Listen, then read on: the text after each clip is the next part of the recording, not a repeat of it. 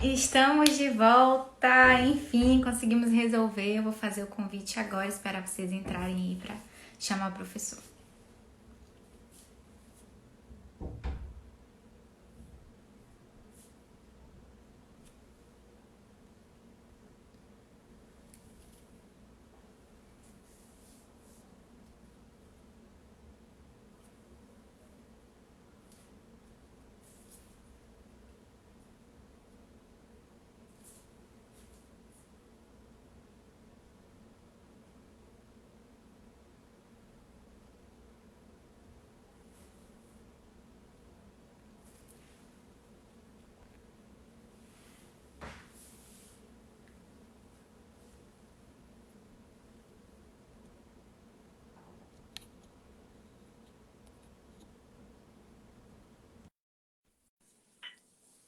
Estou certo, agora dá certo.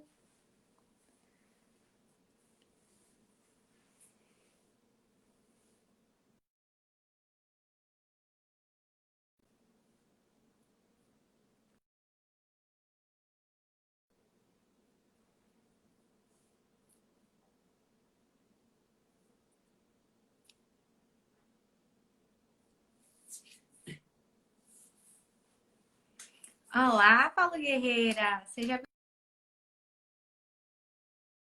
hoje.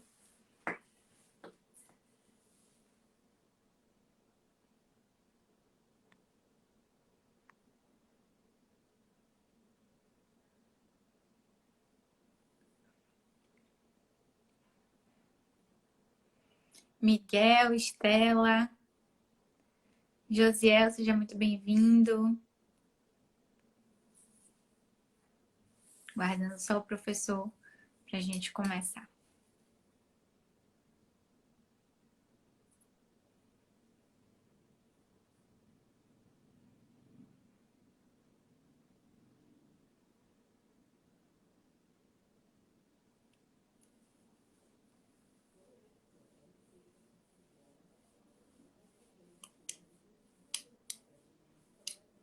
Tá lá marcando presença, Miguel também. Marcelo, seja bem-vindo. Não esqueçam de pegar o aviãozinho aí e mandar para os amigos de vocês assistirem também, viu? Quanto mais gente, melhor. Que está conectando.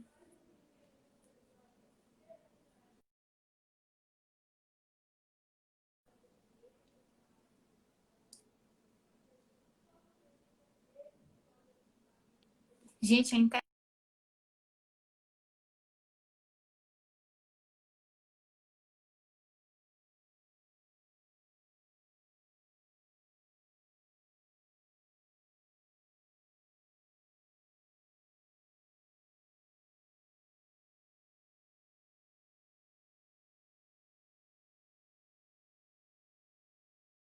internet lá tá muito lenta, não tá conseguindo conectar. Vou tentar novamente aqui, tá?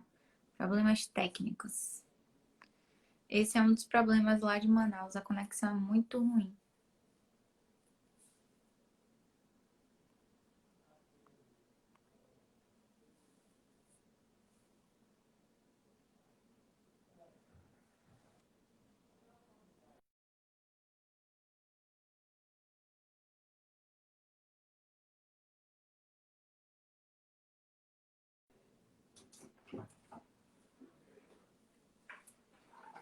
Tá certo?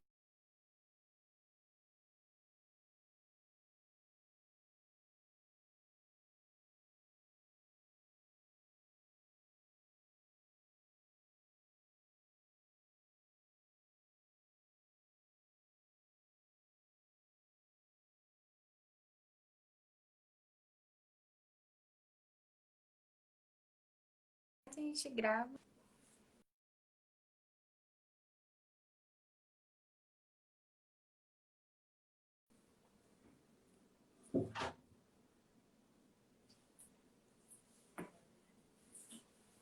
Bom, a gente está tentando aqui. Se não der certo, eu vou tentar por outros meios fazer entrevista com ele, gravar e aí disponibilizar para vocês. Mas vamos torcer aqui para conseguir resolver.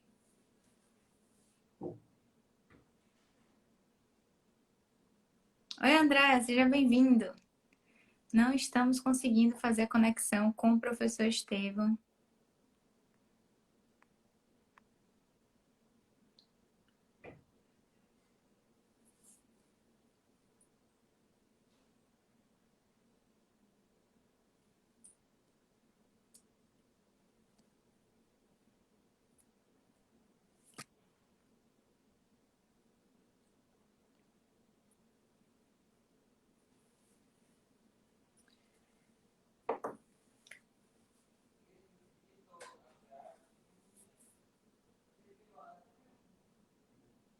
Oi, professor, tudo bom? Deixa eu mandar o convite aqui, vamos ver se funciona.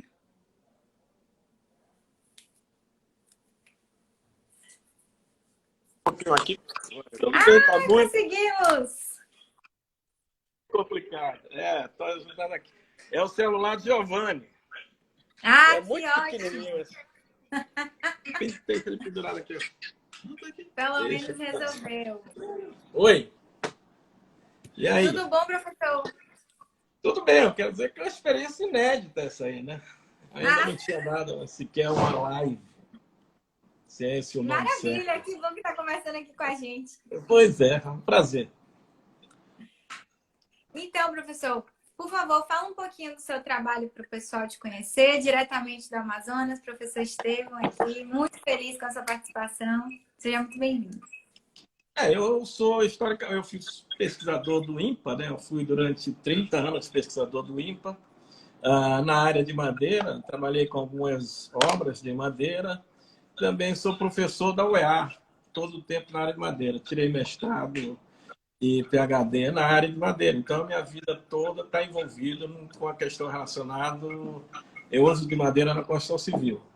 Muito embora se construa pouco aqui com madeira. Ironicamente, é muito pouco, mas o setor madeireiro está voltando pujante na área da indústria da construção, principalmente na Europa. E agora tem em São Paulo. Inclusive, São Paulo vai ser inaugurado o primeiro prédio de 4 ou 5 andares de madeira. Ah, que Então, bacana! é, começaram a perceber que há, na realidade, a questão de mudança de climática, de emissões de gases, a contribuição da construção civil é muito grande. Inclusive o aço e o concreto. O aço representa praticamente 8% da contribuição de emissão gasosa no mundo inteiro. E a construção civil hoje representa em torno de 26% a contribuição na emissão gasosa. Então, a construção civil é uma coisa que poucas pessoas falam, qual é a sua contribuição para essa questão de emissão de gases de efeito estufa. E hoje, nos Estados Unidos, na Europa, Canadá, eles estão começando a desenvolver muito, inclusive prédios hoje de 20, 30 andares feitos de madeira. Há uma evolução tecnológica bem grande, o desenvolvimento tecnológico avançou consideravelmente. Arranjaram algumas soluções técnicas, tanto do ponto de vista estrutural, do ponto de vista de incêndio e do ponto de vista de durabilidade.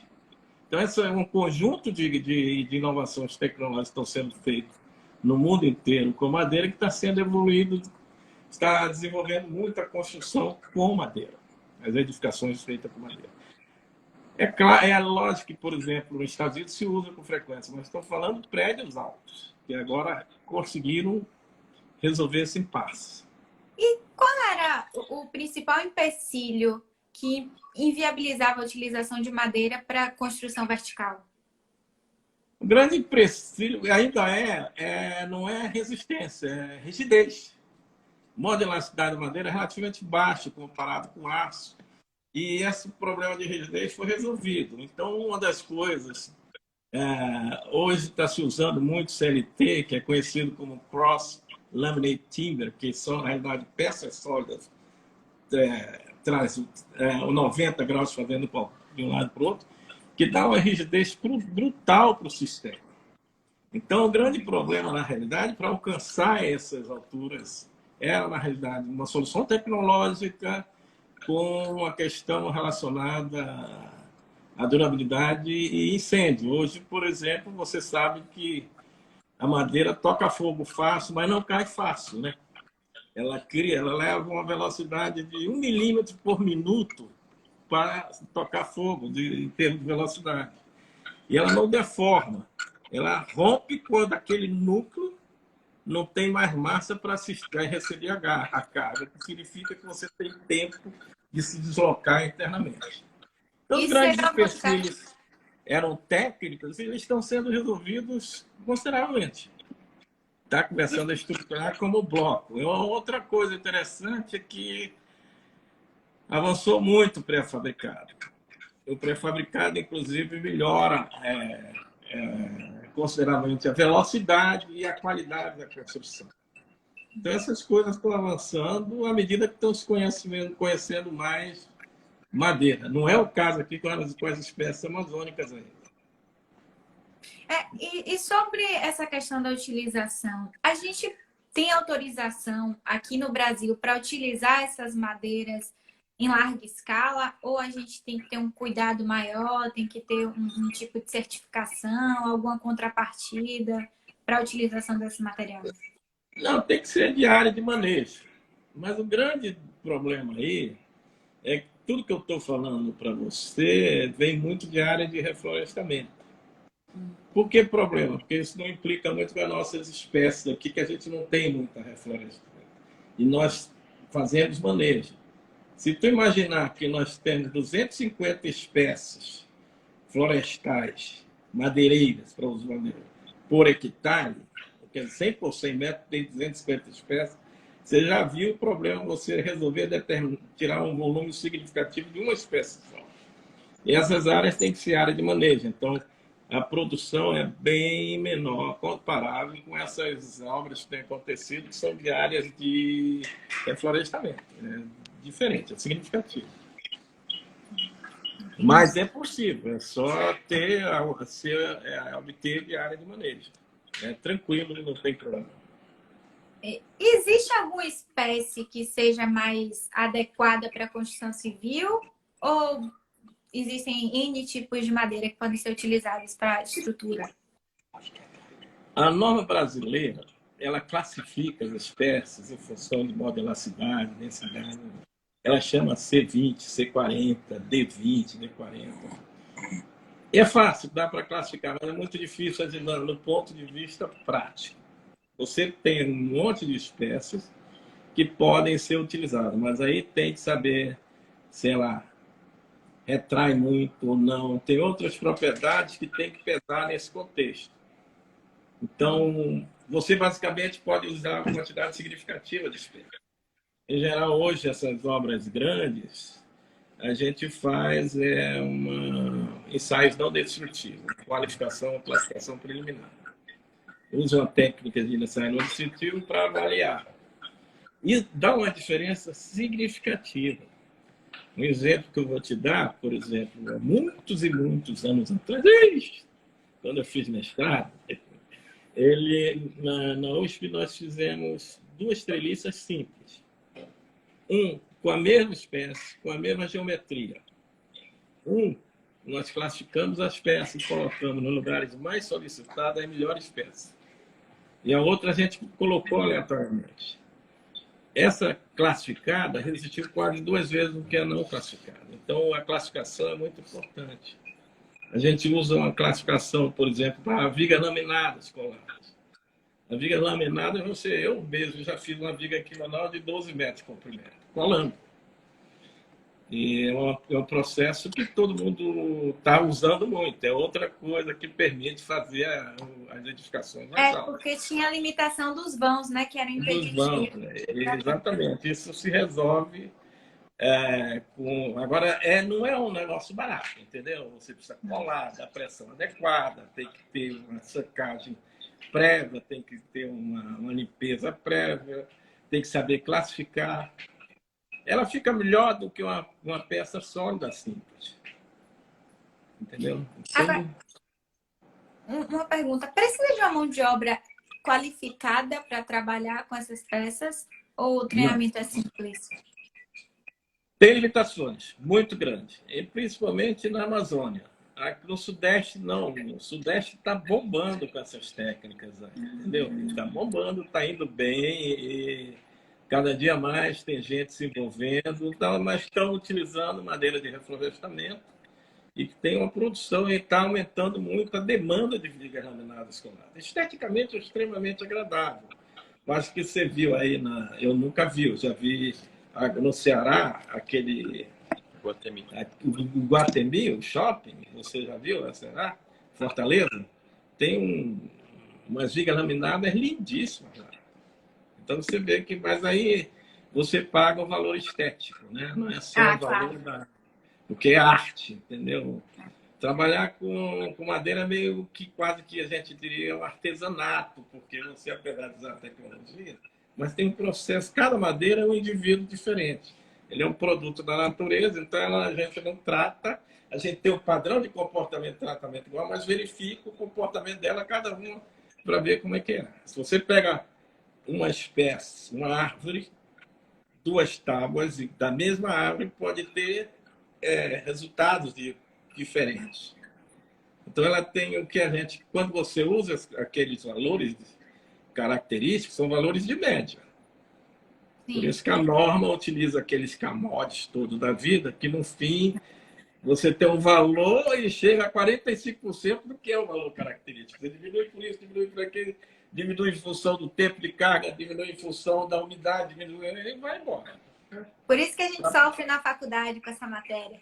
Isso, sofre mesmo. Mas eu acho que é um modelo que se pegou muito, inclusive. Antigamente a gente chama que a gente estudava método determinístico. Qual era o método determinístico? Você tem um valor e o valor de cálculo você dividir por um valor determinado. Agora o método semi-probabilístico é esse porque é molde, que você utiliza a probabilidade de ocorrência de um determinado evento. E E tem segurança joga, maior. hein? Isso gera uma segurança maior. É uma coisa mais precisa. Você aproveita mais a madeira. Né? A ideia é você aproveitar mais e mais garantir a resistência. Mas é uma ideia meio esquisita, porque você, dentro da distribuição, você usa o maior carregamento com a menor resistência possível. Então, a possibilidade de ter sucesso é grande. Mas tem os problemas da ligação, que é um problema crítico também na madeira. Inclusive, obras grandes, obras porque a gente não a gente tem poucos estudos de ligações, principalmente ligação de madeira, sabe, elástica, quer dizer, semiplástico. Não sei se tu lembra em aço, elastoplástico, essas coisas, que está no limite de elástico e vai passando para o plástico. Isso a gente tem que estudar mais na madeira para garantir mais a rigidez da estrutura. Então, qualquer estrutura de madeira, até uma mesa, por exemplo, se você mexer assim e ela balançar um pouquinho, ela está com problema de rigidez, que é ligação. Então é muito natural você ver uma madeira misturada com aço, porque o aço oferece a rigidez que a madeira não tem. Tem umas misturadas aí para resolver alguns problemas. E a madeira trabalha bem com concreto? Dá para fazer uma mescla, como a gente faz com estrutura mista, de concreto e aço? A estrutura mista está começando a fazer. Por exemplo, hoje recentemente foi lançado que é um tablado que é de madeiras em cima, concreto. A gente faz isso muito em pontes. Tem algumas pontes que você não sabe que é de madeira. Você vê pavimentada direito, é concreto ou asfalto. Então tem algumas técnicas, você faz os engates, considera o movimento dela, porque tem essas coisas, os movimentos são diferentes, né? A retração, o enchamento da madeira é muito grande, dependendo da espécie. Então, quando você vê, por exemplo, você coloca uma porta, a porta começa a ficar assim, porque é um show fácil. Quer dizer, não, é tipo assim, você vai comprar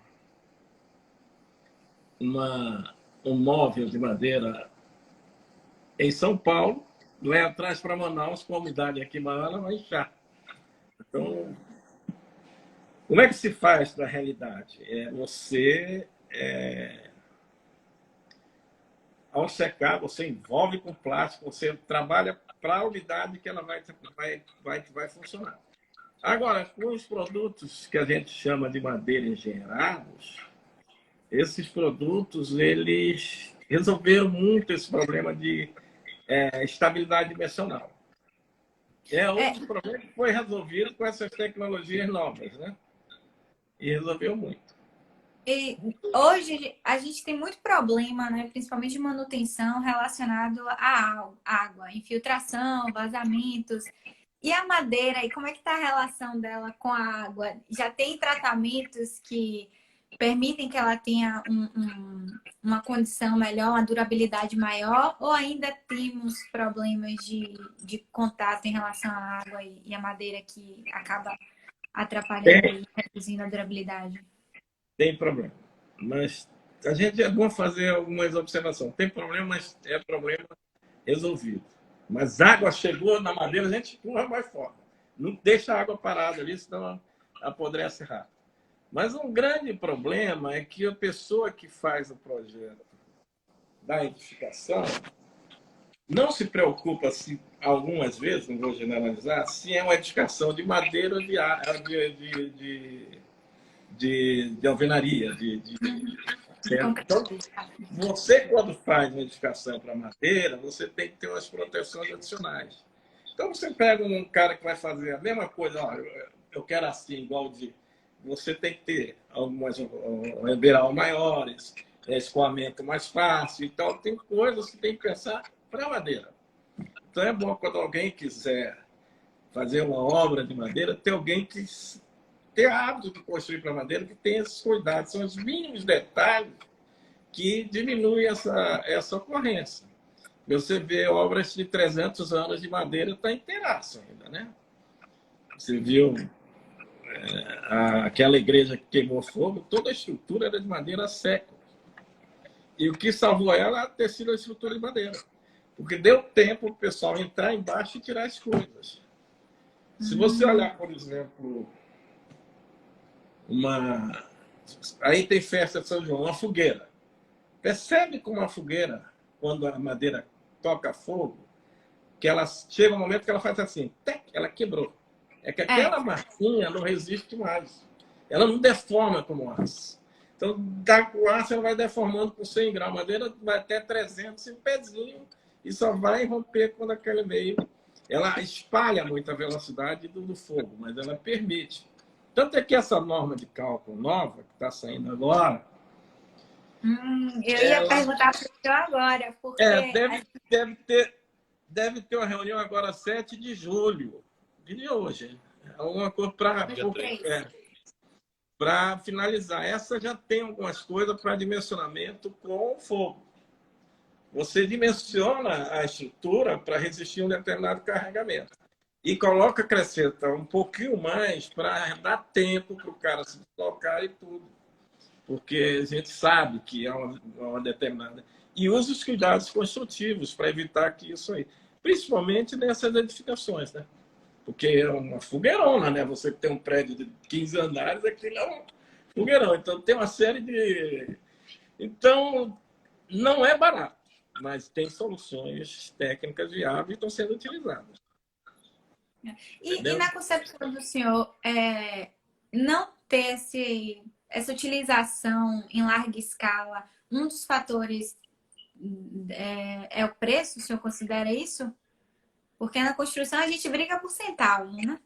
Mas não é barato, entendeu? Você tem aquela ideia de construir com madeira barato, não é. Se você usar técnica, ela não é um produto barato. É um produto, você tem que secar a madeira, custa caro, tem uma série de padrão, de qualidade. Mas tem também um fator cultural muito grande. Vou te dizer uma coisa, você nunca assistiu filme de cowboy, né? Não é do seu tempo. Nos Estados Unidos, o forte era feito de quê?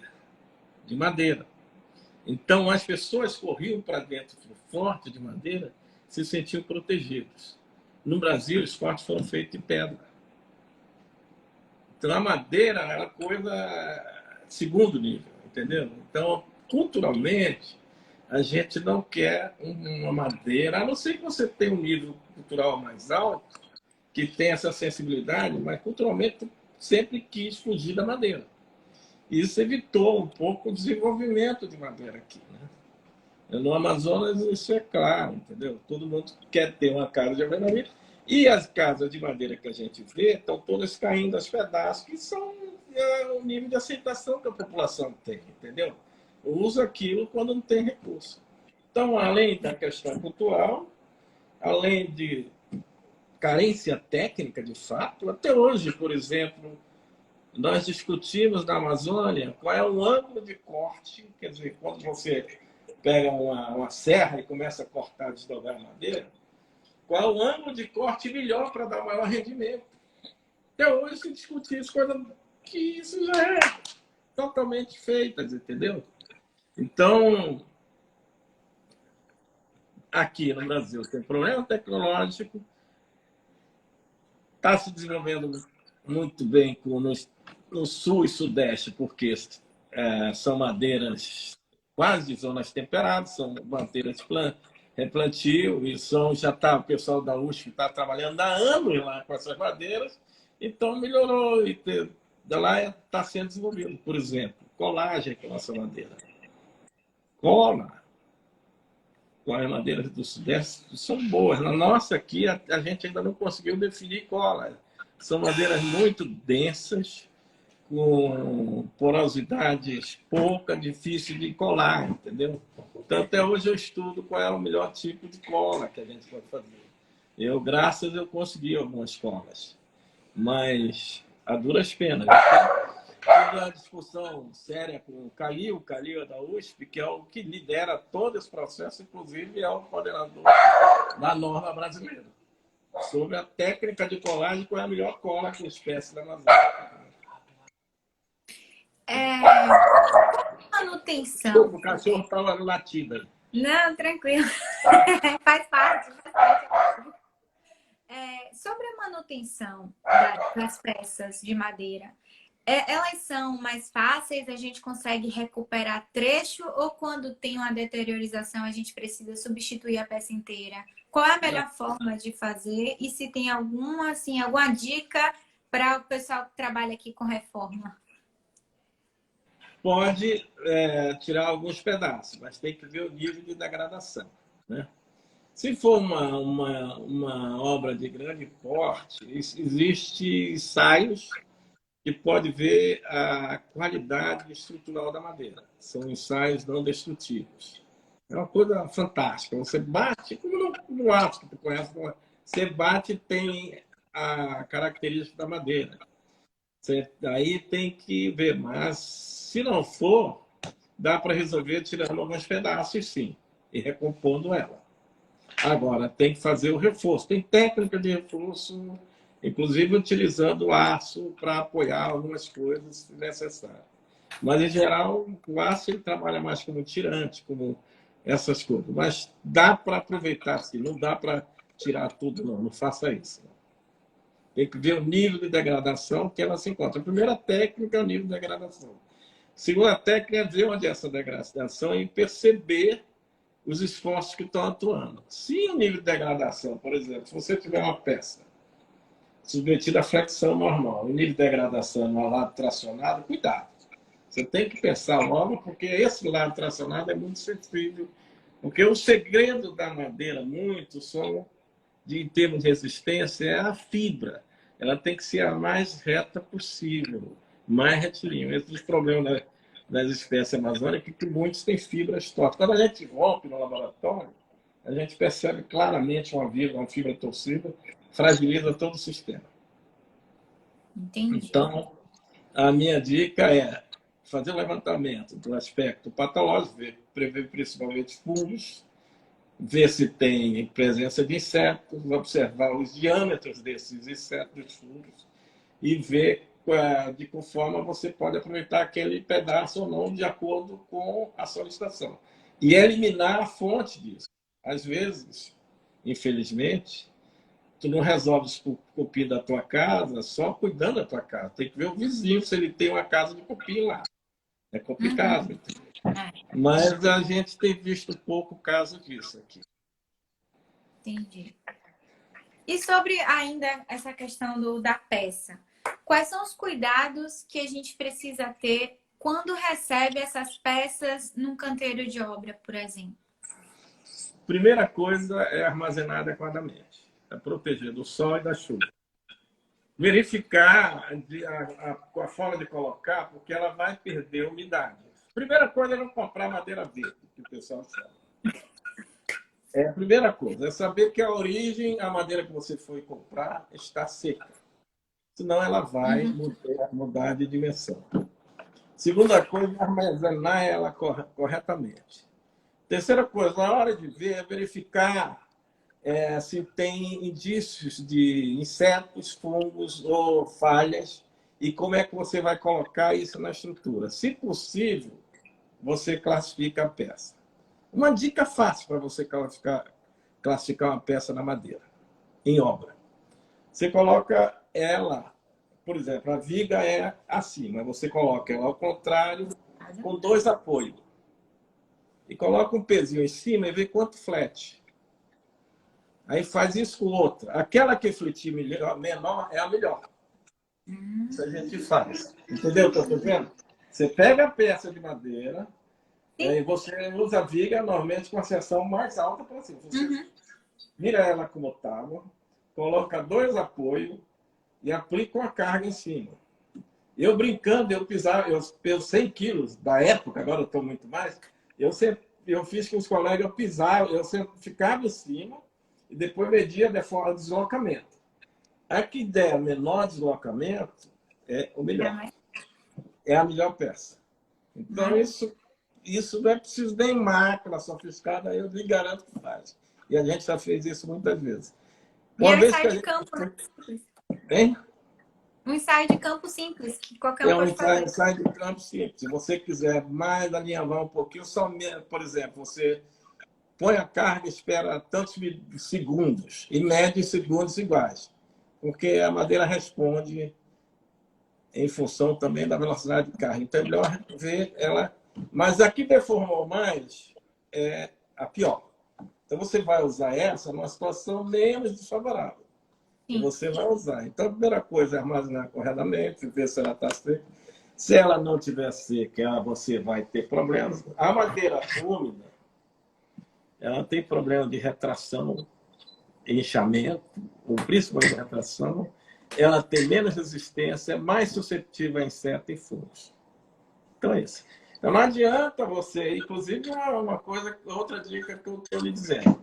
Não adianta o cara dizer que tem uma peça 3 anos guardada que está seca, que não é assim que funciona.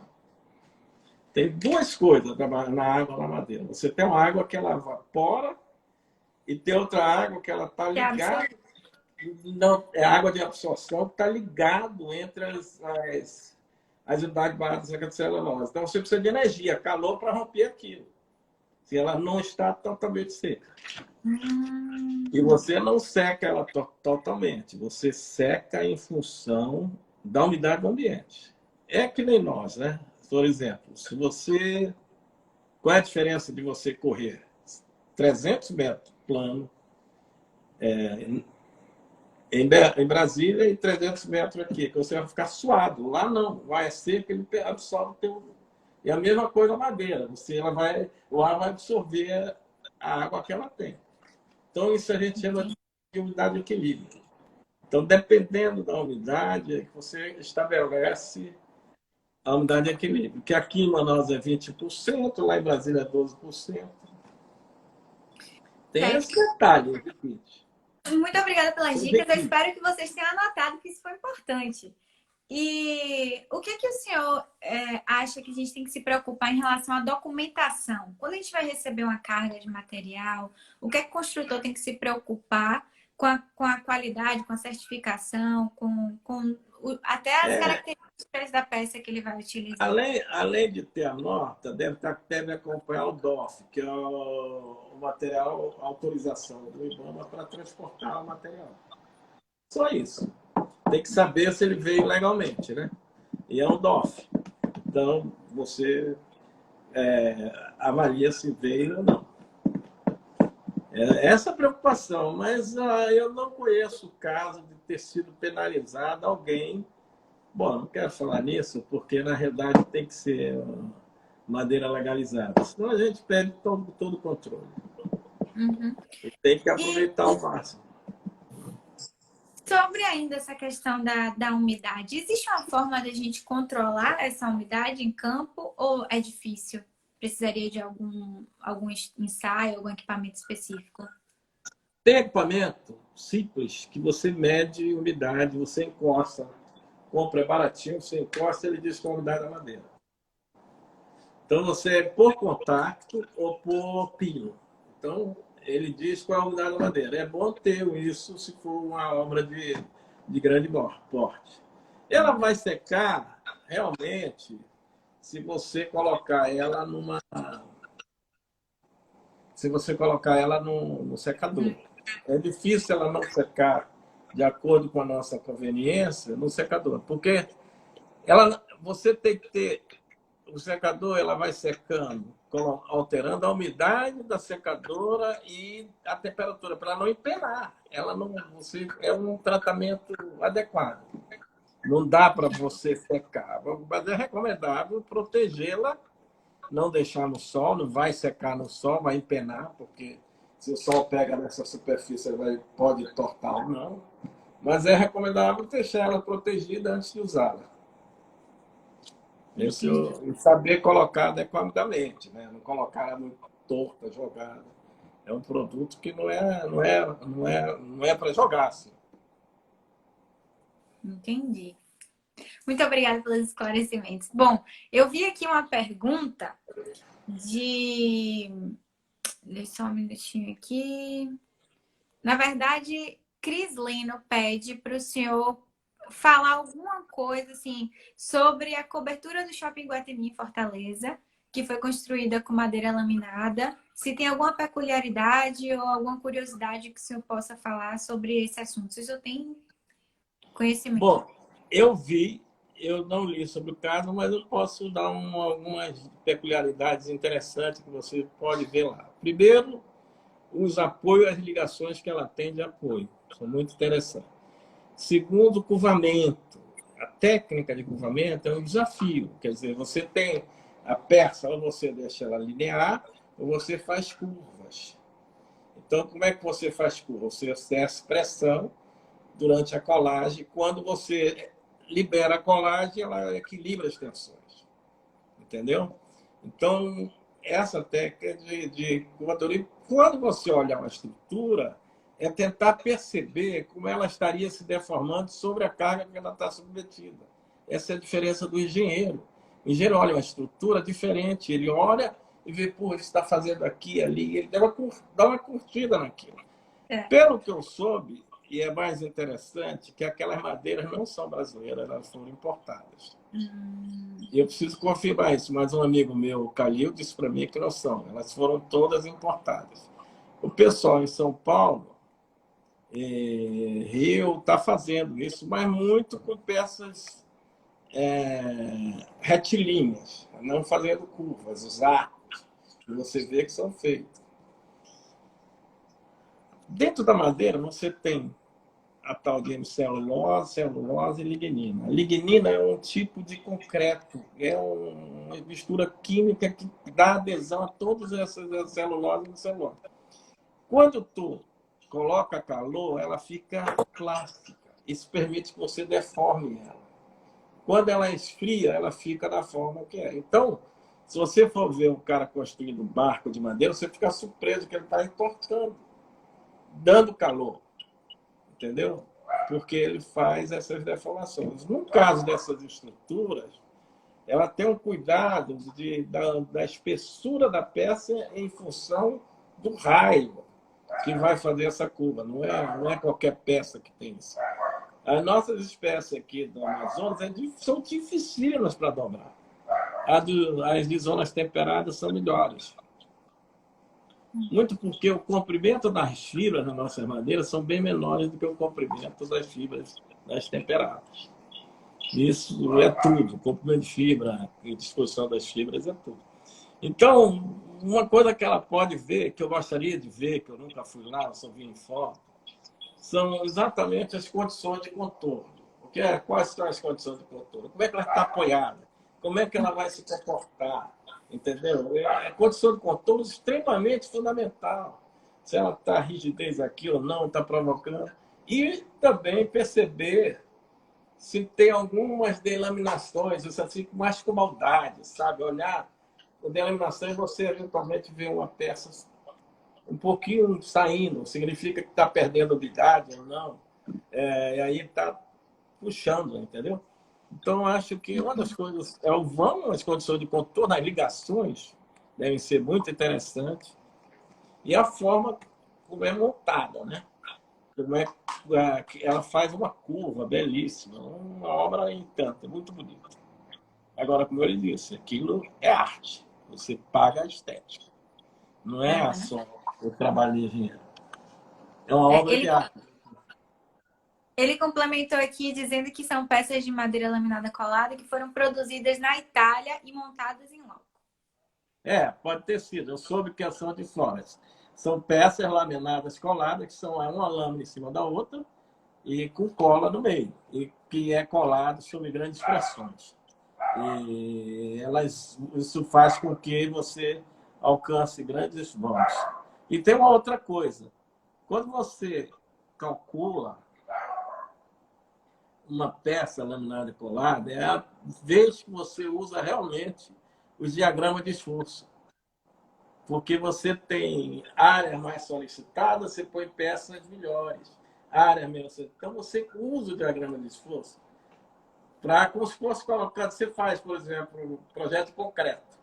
Então, você vai saber onde vai pôr o ferro, onde tem maior tração. Né? Isso você faz com viga laminada colada. É muito legal, porque você vai colocando de acordo. E por isso, uma viga dessa resiste muito mais do que uma viga sólida. Muito, muito mais. Sobre as ligações, quais são os tipos mais comuns? Quais são as mais utilizadas? A norma brasileira usa pinos metálicos. Nesse pino metálico tem parafuso, prego, a gente tem algumas coisas que eu nunca vi no Brasil muito, usar os anéis, cola, rebite. Então, são esses. Mas o mais utilizado é em viga laminada e cola. Em peças comuns, né, parafuso. Os pregos não são recomendáveis para obras definitivas, são obras provisórias, porque os pregos deformam mais ao longo do tempo também. Então, são parafusos e anéis. Eu já vi um anel, sabe como é que funciona um anel? É um anel mesmo que você pega a peça da madeira, coloca num lado e no outro e ele fixa. Um dos grandes problemas da madeira é realmente a ligação, porque demanda um espaçamento muito grande para evitar aquela fendilha. Então, você coloca 5 parafusos, certo? E aí é outra coisa, a direção da carga, né? A carga é nesse sentido, então a diferença entre um parafuso e o outro tem que ser 5 vezes o diâmetro do parafuso. Então, se você tem um diâmetro de 1 polegada, 5 centímetros, 10 centímetros, 10 centímetros, vai ficar imenso. E é em função da carga também. Se ela é uma carga assim, você tem uma distância diferente. Não é um, não é um, não é uma peça de concreto que qualquer direção ela se comporta igual, entendeu? Ela se comporta diferente em função da carga em relação o ângulo da carga em relação à fibra. Se você pega, por exemplo, tem as fibras assim, aplica a carga aqui, a resistência dela é muito menor do que se aplicar a carga. Então, não é um negócio legal de fazer, mas é como se fosse, É como uma ele disse, um ciência. artesanato, né? Uma É uma construção. ciência. Não é uma coisa de jogar assim, Sim. porque você pode ter surpresa. Agora, Entendeu? professor, outra dúvida. Isso aqui é minha, tá? Essa não foi pesquisa nem nenhum colega que enviou. O que a gente vê muito aqui, principalmente em casas de praia, é a utilização de eucalipto para fazer quiosque, para fazer telhado e cerca. Em algumas cercas, eu vejo o pessoal colocar na parte superior uma tela metálica e ela é parafusada ali. Se o objetivo é evitar o findilhamento, quando você perfura ela, não está estimulando também? Eu não consegui entender a funcionalidade dessa tela nessa circunstância. Depende do tamanho daquele furo, né? Eu preciso ver também, que eu nunca vi isso assim, mas depende do tamanho do furo. Certamente era muito melhor quando você tira a árvore, você já pintar aquela borda ali para ir fazer um cintamento, mas não é preciso furar, um cintamento é como se fosse uma prisãozinha, né? Porque Sim, ela tem tensão interna. Então, acho que os parafusos é mais complicado. Porque no rigor, os parafusos tem que ser de inox para evitar enferrujar, entendeu? E essas coisas todas. e às vezes o pessoal não tem. Você, se você puder evitar isso, é bom, entendeu? Se você puder, se você vai usar parafuso ou prego, tem que usá-lo o adequado. Ou com qualquer, ela pode ter uma acidezinha, ela pode deteriorar. Então, na Entendi. realidade, eu não vi, mas não deve ter sido a melhor alternativa, não. Era melhor fazer um apertar sem furar. Sim. Eu imaginei, né? Porque pelas características, É, você claro. está provocando ali, estimulando que ela finde. Vai enfraquecer, porque a tendência é criar tensões internas e ele vai, com mais furo, ele vai piorando. Não tem a menor Sim. dúvida, não.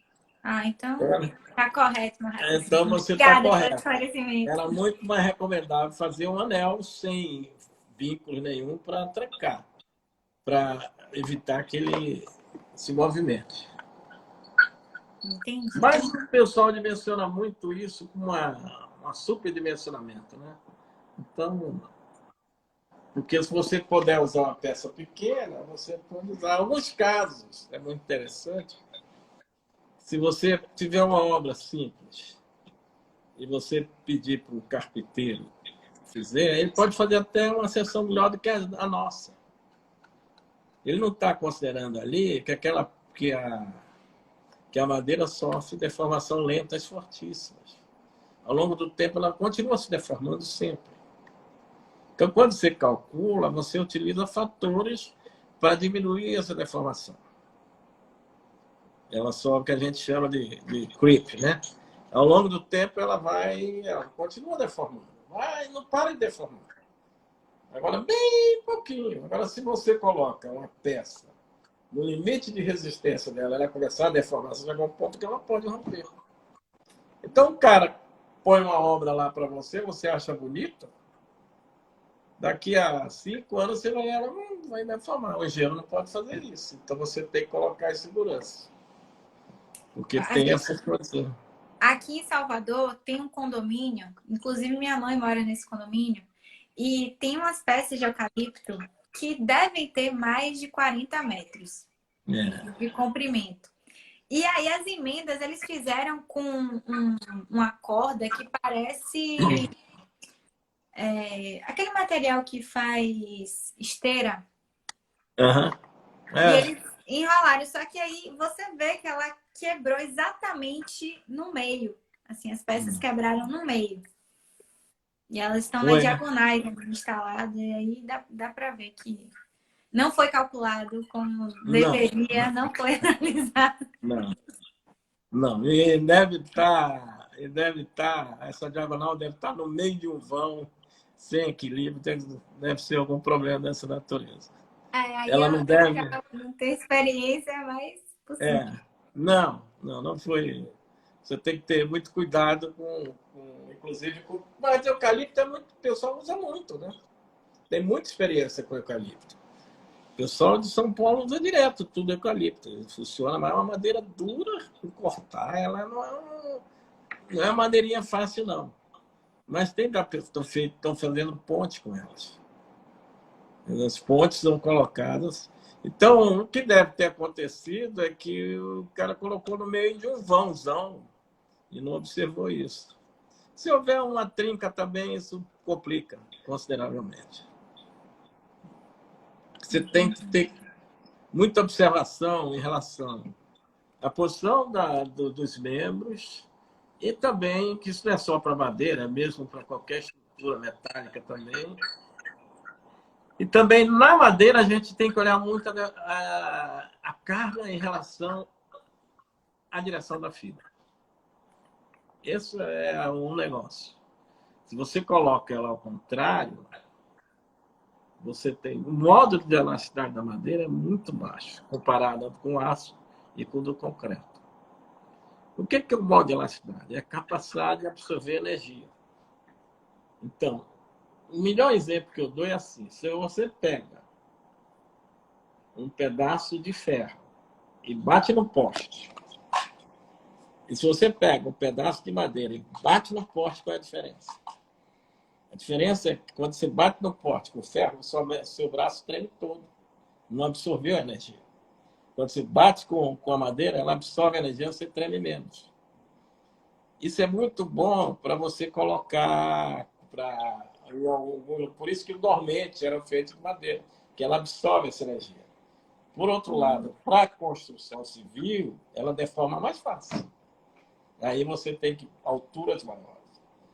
Porque se você vê em qualquer equação elástica, o denominador qual é? Modo de elasticidade e momento de inércia. Maior modo de elasticidade, menor deformação. Qualquer que seja a derivação que alguém vai fazer para encontrar a elástica de uma estrutura. Como você compara o modo de elasticidade de uma madeira que é 200 mil, no mais 250 mil quilos por centímetro quadrado, com do aço, que é 2 milhões, e por isso que você vê seções pequenininhas de aço.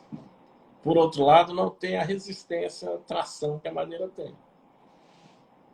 Para resolver esse problema de modularidade, as pessoas estão incorporando, junto com a madeira, fibras de carbono, algumas coisas que aumentam a rigidez. Porque, como eu falei, o grande problema dos prédios altos é, sobretudo, rigidez. Se você tiver cuidado, pode deformar muito por causa dessa característica que é a madeira dele. E pela essa relação com o parafuso acontece. Então, você tem um parafuso, que é um ponto de concentração, só um parafuso, a deformação aumenta muito maior do que você espalhar essa tensão. Por isso que quando você coloca, por exemplo, colado, você tem uma distribuição de tensão bem grande, você tem pouca deformação, porque a distribuição de tensão é grande. Então, você não tem um ponto concentrado. Um ponto concentrado é uma deforma muito maior. Tanto é que as normas não recomendam que você use só um parafuso. Você tem que usar 2, 3. Depois de 4 ou 5, ela começa a admitir que você tem uma estrutura um pouco rígida, mas não toda rígida. Ou seja, ela vai sofrer deformações ao longo do tempo. Então, como é que você resolve isso? Com design industrial, estrutura adequado e ver como é que você vai distribuir as ligações. Entendeu? Professor, é muita informação, muitos detalhes e muitas especificidades, até porque existem vários tipos, né, de madeira para a gente analisar. Tem Mas muito diferente. eu acho que a gente está evoluindo. Eu não sabia dessa atualização da norma. Era uma das perguntas que eu ia fazer, que a norma... Deve sair, olha, está se trabalhando muito.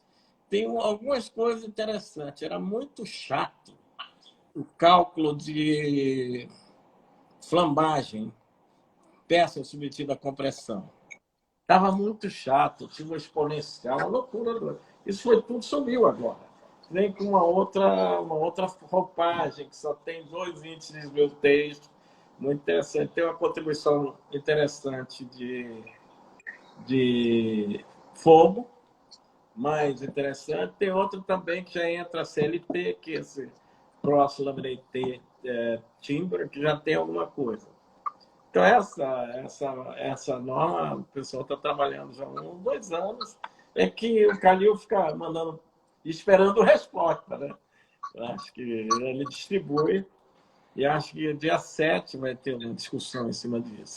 Pelo que eu estou ouvindo aí, mandaram para mim, eu preciso até confirmar. Eu acho que vai ter um vídeo dia 7 para bater no martelo isso. E aí nós vamos ter uma norma mais adequada. Por outro lado, eles têm a parte de ligações, está muito chata. Muito chata. Então. Essa questão de ligação, cada dia está ficando mais chato. Quer dizer, a norma de 51 era uma norma que era um cálculo simples, essa norma agora de 90 ficou mais simples, mais complicada, e agora vem no nível da norma europeia, que você tem que estudar várias situações. Mas é E porque como tem no concreto software para a gente calcular isso? Hein? Não tem nenhum software voltado para a estrutura de madeira que a gente possa... Tá aparecendo aí alguns. Eu não sei ainda nessa norma, porque essa norma não foi lançada. Tem ainda na norma antiga. E aí a norma agora que vem sair, elas parecem muito com o cálculo da norma europeia, as ligações. Porque a cada dia mais a gente tem que avançar mais nos desafios estruturais. Então tem que ficar cada vez mais refinado o cálculo. Então não pode jogar simplesmente uma coisa qualquer. Por isso é que ele tornou-se mais complexo. Essa é a minha opinião, alguns colegas acham normal. E certamente vai ter algum.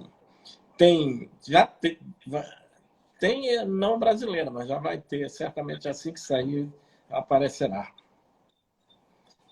Meus alunos estão fazendo algumas coisas assim já. Mas é preciso normalizar. Entendi. Então, ela vai sair. Vai sair. Pode esperar. Em breve.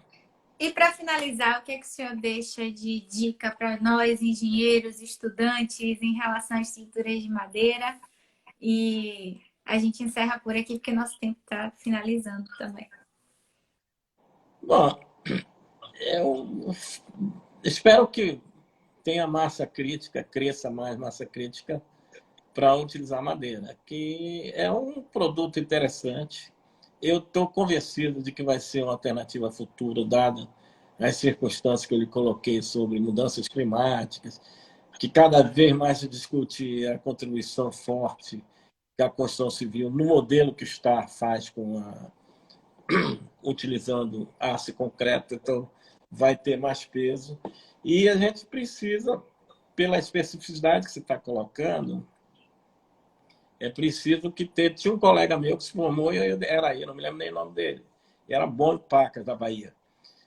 Então, seria interessante ter massa crítica, que fortaleça o curso de engenharia de estrutura de madeira e perceba que é um produto diferenciado, mas que não tem medo, porque responde o que você colocar a carga, é só ter atenção adequada. Eu não quis tocar o rolo, entendeu? Eu só curti essa conversa. E também o pessoal se especializar um pouco mais antes de utilizar o produto, porque muitas vezes a gente acha que não funciona pela aplicação equivocada. Não, a especialidade é fundamental e ter um técnico bom, ter um técnico que saiba cortar, que saiba olhar, ver uma observação antes, avaliar a madeira só olhando ela, entendeu? A forma que ela vai ser colocada para ela trabalhar, não é colocada na marra, assim. Principalmente para uma estrutura de responsabilidade. Essa, por exemplo, lá do shopping, passou por extremos critérios. Deve ter sido seca adequadamente, classificada, rigorosamente, isso é feito para poder ter sucesso. Então, o que eu recomendo é se qualificar. E tem o Instituto Madeira Brasileira, Instituto, como é que é? Ibramen, tem de vez em quando alguns cursos. Eu até vou sugerir para fazer mais cursos em outros lugares para as pessoas se aprimorarem mais, cada dia mais. Porque certamente vão gostar de ver a obra. Tem uma historinha aqui que eu não vou dizer para ti de quem é, mas é de um artista famoso, que uma empresa no Rio fez uma viga laminada na garagem dele e a viga quebrou e caiu em cima de um carro que era um carro caro.